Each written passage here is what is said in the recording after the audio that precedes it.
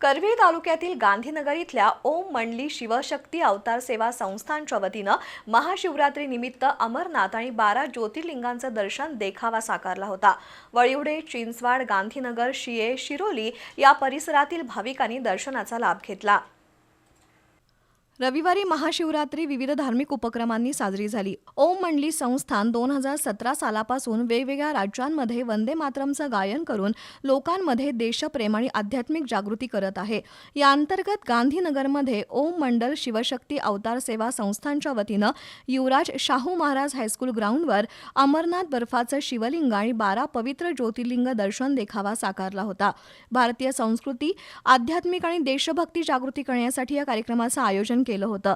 यावेळी विविध धार्मिक कार्यक्रम पार पडले।